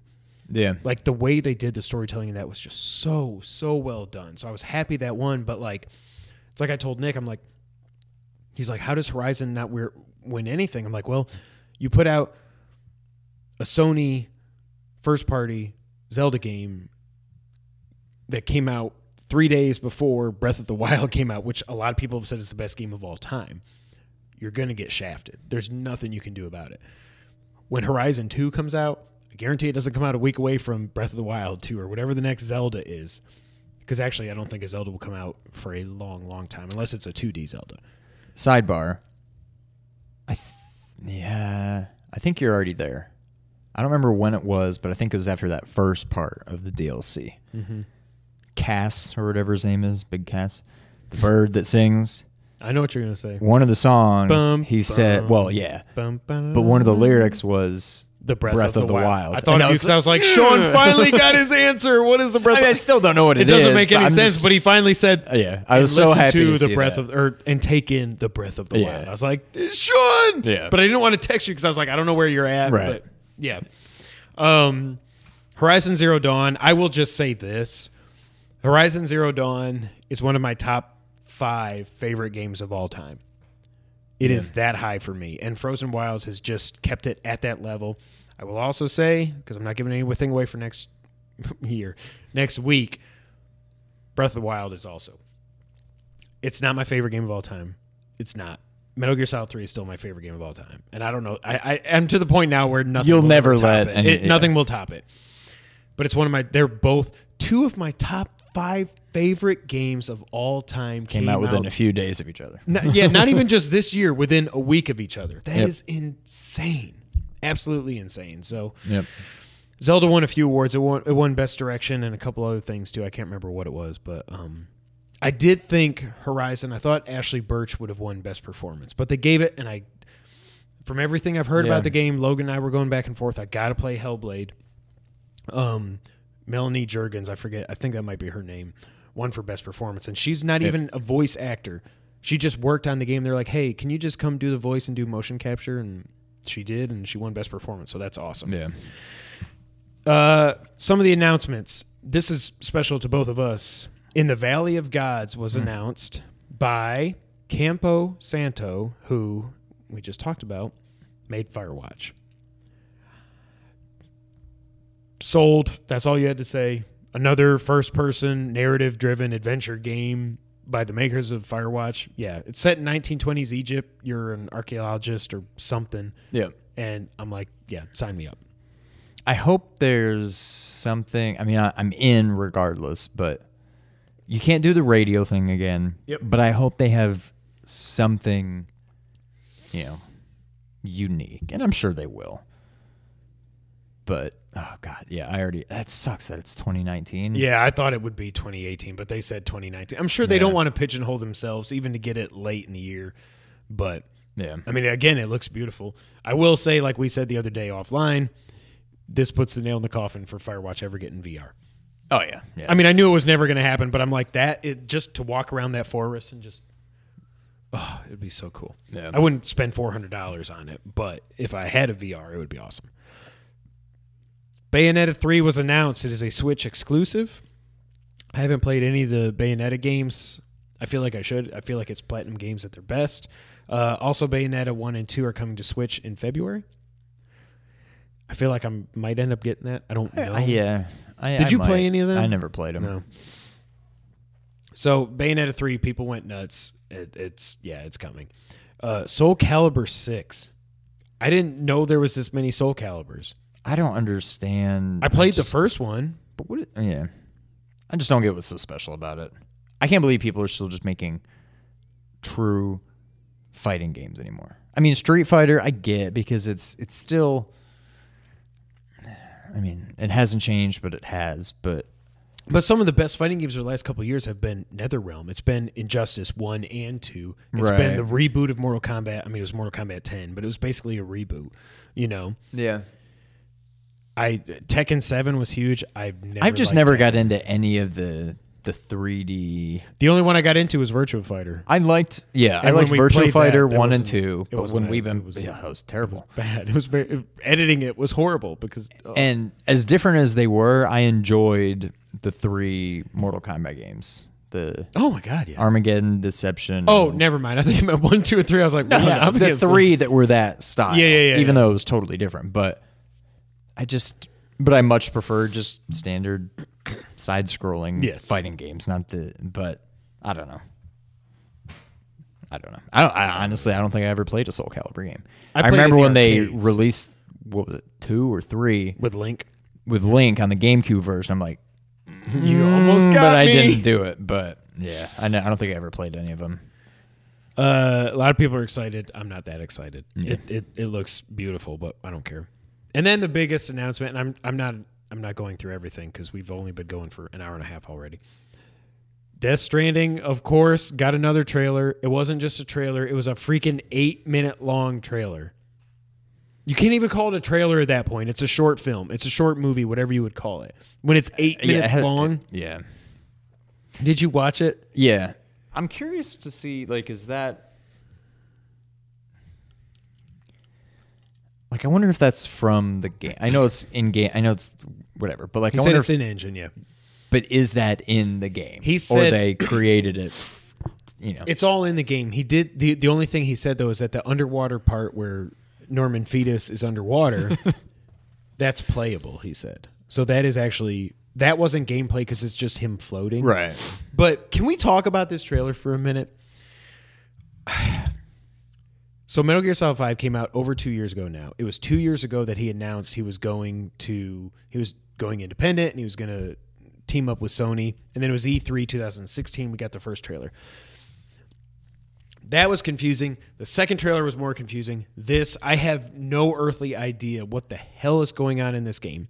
I do like that we start to see something that looks like it could be gameplay. How this trailer started out when he wakes up on the world and he's got his little backpack and it's like they're going, the guy who's got the Norman Fetus is carrying him and he's got the little thing goes and it's looking for, of course, everybody's saying it's either the Sorrow that's killing these people or it's Psycho Manus. They're literally doing this. They're really doing it. But when Psycho Manus, I'll just say Psycho Manus to make fun of you people. It goes, and it starts spinning and stuff. I don't even know where to start with this trailer. And then you've got it goes down Norman Reedus wakes up and he goes, huh? And the camera goes down his throat into his stomach and you see a baby go, huh? Thumbs up. I'm like, what the hell is Kojima? What are you doing? I still think I'm a little worried about this game. I am too. I don't know that there's any game there. I'm thinking it's going to be a crazy story. He's not going to disappoint on the story. Yeah. I just don't know what the game is going to be. And I'm getting a little worried. So you got to go back to the original thing that he said when it was first revealed. It's all about sticks and ropes. Ever since man has been alive, sticks keep enemies away. Ropes bring your friends or comrades, whatever, that brings you closer to them. All about sticks and ropes. Sticks and ropes. If you line up those first two trailers, when the baby disappears from Norman, it shows up in Guillermo del Toro's little bottle thing. Yeah. It's something, and he's talked about multiplayer. I don't know that it's going to be a direct multiplayer game. I think maybe it's going to be like Journey kind of was with multiplayer, where somebody else is in your game, but you can't really... I don't know. I almost wish we didn't get this trailer, but spoiler alert for the next topic. I'll just say it now. Mark Cerny said, well, the story starts to make sense once you've played the 4 or 5 hours of Death Stranding that I've played. Oh, wow. So it's playable. We heard it was playable. There was... Guillermo del Toro said something a few weeks ago that, it's playable and I've seen it, whatever. But now Mark Cerny said, basically he's saying he's played 4 to 5 hours of Death Stranding. So maybe it's not a 2020 game. Maybe it is a 2019 game. It's obviously not coming out next year. No. Because we still have not seen game. We've had 3 trailers and not a second of gameplay. Yep. All right. I'm holding out hope, but I'm definitely getting. I almost think nervous. this is Kojima with no shackles, with no oversight, with no nothing. I think this guy is insane, and I love him so much. If I ever get within 100 feet of him, I'm going to give him the biggest hug ever. But I think this is Kojima going full Kojima is what this game is. Yeah. And it is not Silent Hills, and it is not Metal Gear Solid 6. Please, God, people, use your brains. It's not those. All right, let's move on. Last item on the list, the PSX recap. So PSX this year kind of sucked. We had at one point talked about it'd be fun to go to PSX. I'm glad we didn't go. They had no real conference because they did their big conference at Paris Games Week when they said it was going to be E3 Part 2. The funny thing is, this is E3 Part 3 because they once again did not give any friggin' release dates. I cannot believe this. So I watched the beginning of it because Jess was at Bunko and I was like, I had just beaten I died at the Moldu King or whatever he's called in Zelda. I was like, I'm done. I'm too tired. I can't do this. Like, let's turn on PSX. Really, it was just them sitting down and doing all these interviews. In the first interview they did, well, they had Sean Layden up there and they were talking, blah, blah, blah. And then I saw on Twitter, Wario tweeted, Cory Balrog's on stage now. I'm like, oh, okay, yep, off, turn it on, let's watch. One of the first things he says is, I'd like to give you guys the release date, but my dog ate it. I was like, Cory, come on, man. So he did say they're into playtesting phase now. He did also say the game is 25 to 35 hours long, and I just went, wow. This is my most anticipated game by far next year. More than Spider-Man, more than Red Dead, more than I don't know. This is my most anticipated game, and I cannot wait to play it. Yeah, no, it's probably mine too. I do still think March is possible, but I am for the first time starting to waver because we didn't get the date now. We're 3 months out. Yeah, I don't think it's happening now. Because they haven't even announced like collector's editions and limited editions and all this other stuff that they got to get out there so you can pre-order it. Like, I'm starting to think it might be the first main God of War game to not release in March, and I hate that because I've been saying for as long as I can remember it's going to be March. I really thought. Did you see the leak on the PlayStation Store that it leaked that the release date was April or March 22nd? Oh, really? But that's a Thursday. Nothing comes out on a Thursday, and then they switched it back to December 31st, 2018. So I still think it's going to be March. I hope they're not running into a bunch of issues with playtesting that they didn't anticipate. So that's what's making them too scared to say, yeah, it's March. But right. God, I cannot wait to play this game. I already talked about DS is playable. Death Stranding is playable for 4 to 5 hours. Days Gone is coming in 2018. Again, no release date. So remember at E3 when they said all the games that have a release date where we're saying or release window of 2018 means the first half of 2018? None of those games still have dates, and we're now almost in 2018. Yeah. But Days Gone's coming in 2018. That 100% confirms Last of Us is not coming in 2018. There was already no chance it was. I don't think it's 19 even. But people were holding out hope. Yeah, I think it's going to skirt the line between... It's going to be just like Last of Us was. It's going to be right at the end of the PS4 cycle like that was the end of the PS3 life cycle. Yeah. But if Days Gone's coming out in 2018, there's literally 0% chance that they're going to put out another zombie game, quote, I'm doing quotes if you're listening on audio, in 2018. They're just not going to do it. Right. Medieval is coming to PS4. You brought this up when I did the podcast with Nick, that Nick was going to do that as a back of the box, but you're like, I don't know that he knows I don't what think this Kevin. is. I mean, I don't know him either. I mean, I know of them. I didn't know if you played them. It's just a guy. It's like a skull guy, and he's a knight. I don't know. Yeah. People freaked out. It's coming to PS4. I don't know anything about it. Maybe it'll be fun. I just don't care. Yeah. And they did also allude to the fact that Greg, of course, Greg would ask this. He asked Sean Layden in an interview, so when are we going to be able to change our name, Sean Layden? Come on. When are you going to tell me? He's like, I'll just say this. I don't know that he said the plan, but he said either the plan or his hope is that by next PSX, you never have to ask that question again. So they're working on name changes. I don't care. I mean, poor Colin is Moriarty-IGN, and he's 2 companies removed from IGN at this point. Yeah. But people want to change their names. I would love I want Schreier to write a book on PSN names because I would love to, or at least part of his next book, like, how did you design a system with, it's just all tables. Like, how did you design the system to where you can't just change this field from KDubs 24 to KDubs 25? Like, what? How did you design this thing like this? It makes absolutely no sense.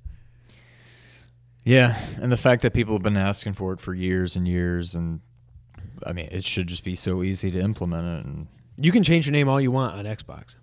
Really? And Steam, Nintendo. I mean, Nintendo's all the stupid friend codes, but well, yeah. I don't know. That's it for the news of the week. It's been a while, but I think I still know how to do this. It's not the end of the podcast, though, Sean. Why is that? Because it's time for, sorry, I'm a little sick, but I'll see if my throat can handle it. It's that time of the week when we play the It's the Back of the Box Challenge. That was really damn good. That was pretty good. I actually did good on that one. We didn't miss a beat. If you didn't know, the Back Box Challenge is how we end the podcast here every week on the two-player co-op podcast. What this game is, we get together and we look at the back of a retail box. We read the back. It has been a while since I've done this, damn it. But that's all, folks. We read the back of the box aloud to the other player, bleep out any pertinent information that would give the game away or make it way too obvious. Then the other player gets to ask some follow-up questions to see if they can guess what that game is. That's the Back of the Box Challenge, and that's what we're going to do right now. You can read first. I've been talking a lot. All right. Also, I have 4 potential games, so I need to figure out. I'm going to see how this goes, and then I'll pick my game. Uh-oh. I can't remember if I've done this before. I don't think I have. Hopefully you have. I think I looked into, I feel like I'm just running out of games. I am too, but so now I'm to the point where I'm like, I'm going to do this game that I'm pretty sure I looked at before and decided I couldn't do it, and I'm just going to do it. So, right. Whatever. You are blank. The hero of time. A powerful young blank. Hero of time. Do you play as Link? No. Okay. Are you disappointed at all that we don't play Zelda? I'm not. I would rather play as Link. I didn't expect. But it would have been cool. But right. Okay. A mysterious storm has swept your family away. Okay. The search to find them will take you through vast blank realms of treachery, beauty, and adventure. Is this a 16-bit game? Yes. Did it release in the U.S.? Yeah. Oh, okay. I was hoping it was Terranigma. Continue. Use your blank to discover hidden caverns and unlock the secrets of the ooze. Blanks. Charge packs of bloodthirsty blanks. We haven't done this before. I'll just say that. No, I know we haven't done it, but I think I may have looked at it. Oh, okay. Gotcha. Blank, but... Is that the end of a sentence or the start? It's the start of a sentence. Blank, but don't linger too long because you're a blank and need blank to blank. Oh, my God! In your quest, you'll discover that more than your family's safety is at stake. Why did you state? Because I originally said state. That's what I changed it. State. The fate of the whole world rests on your wits and blanks. Okay, so whatever. Okay, do you play as a human? No. Okay, is that what that less blank had to do with? Okay. Yeah. Do you have? Okay. Does the fate rest on your paws? No. Your fins? Yes. Really? Oh no! What? Oh God! What? I didn't want you to say yes. Is this part of a series? Yes. Is this the first? Yes. Is this a Genesis exclusive? Yes. Do you play as a dolphin? Yes. Yes! I was like, what else is there other than Echo the Dolphin? There's a lot of... We did Tides of Time. I couldn't remember if I did, you did that Tides of Time, or if I just... I did it. One of us did, yeah. Yeah, use your sonar to discover Hidden caverns and unlock the secrets of the crystal glyphs. Yes. I couldn't remember if that would have given it away, but I wasn't sure. It wouldn't have given it away, but it would have. The one where it started out blank was dive deep, but don't linger too long because you're a mammal and need air to breathe. You need air to breath, not breathe. Seriously? Breath. Yes. I don't remember this. There's a pterodactyl. That looks more like Calibri prehistoric. Oh, we did Calibri already. No, I know, but that just reminded me. Oh, crap.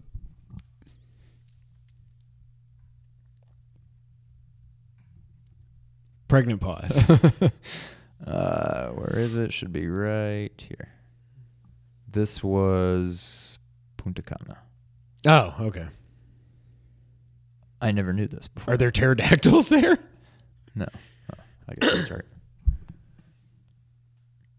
Oh, and it's a hummingbird. Colibri is but hummingbird in Spanish. Yeah, but spelled the with game a C. spelled it with a K. Really? Yeah, I never knew that was hummingbird in Spanish. I didn't either. That's crazy. Yeah. All right, Fun you ready? fact. Yeah, let's do it. Wait. So after that, did you decide to do an easy one or a hard one? None of them are really that hard. Okay, good. All these are games that you know. I will say that. The sun shimmers on the horizon. It's not Zero Dawn. As your arm to the teeth. As your armed -to- teeth. So arm to the teeth. Blank.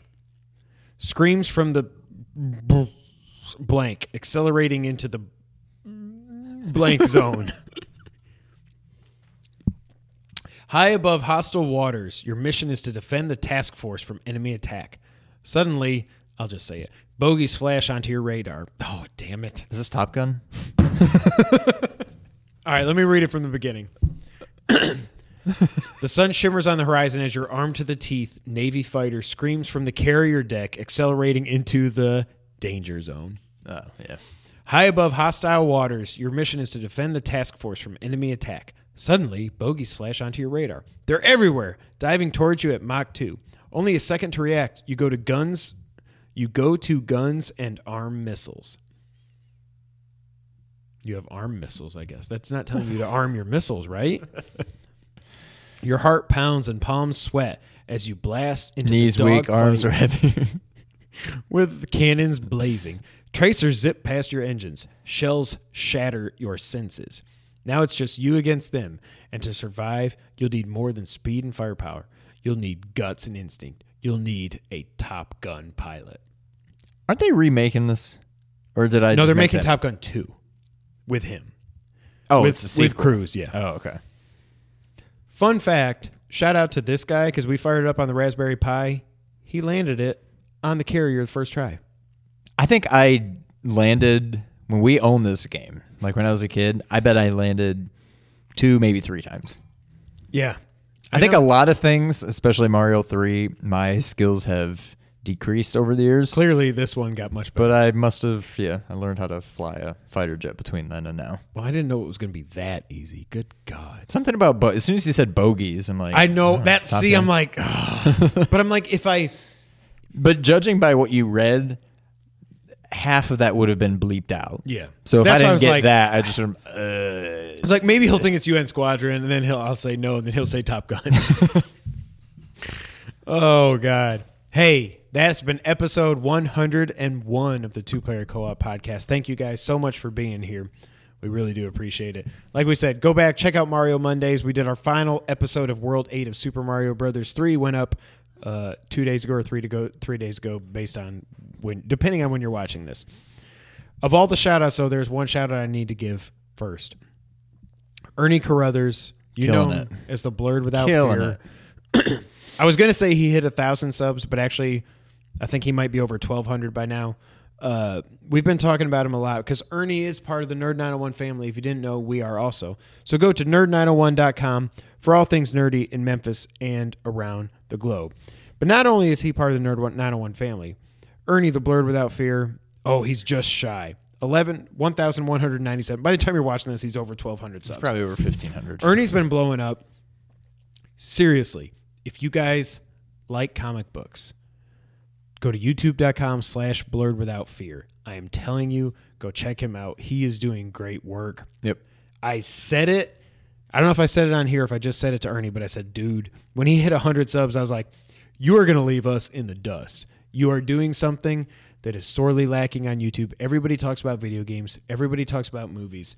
Not a lot of people are doing comics the way Ernie is doing comics. And he's doing an awesome job. YouTube.com/blurredwithoutfear. Go check him out. I promise you, you will not be disappointed.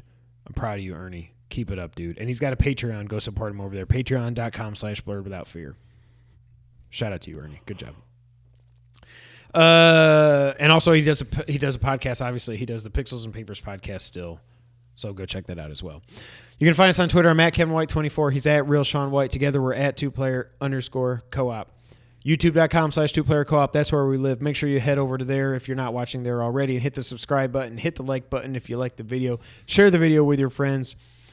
We got to catch up to Ernie now. We got a really long ways to go. We need 700 subs. We only need 700 subs. We can get it by next episode. No big deal at all. If you like audio, we are on audio at iTunes, SoundCloud, Google Podcasts, Stitcher, and audio services around the world. And again, we got a Facebook page that we never update. Facebook.com/2playercoop gaming. Go ahead and check over. Damn it. You're a little rusty. Rusty! We get tagged and stuff there. Go check out all our stuff there as well. That's it for episode 101. Come on back next week for episode 102, where we're going to go through our top 10 games of the year. Thank you guys so much for being here.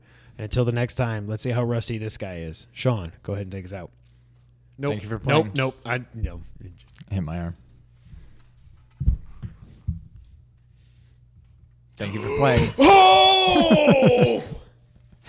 Once you were like, flight of it. I'm like, oh, this might dang. I'm never. That was the right flight path, but then it went a little to the right. Yeah. It was good. Hey. Oh, well. Oh yeah, you got to do the thing. Bye, guys. Thank you for playing.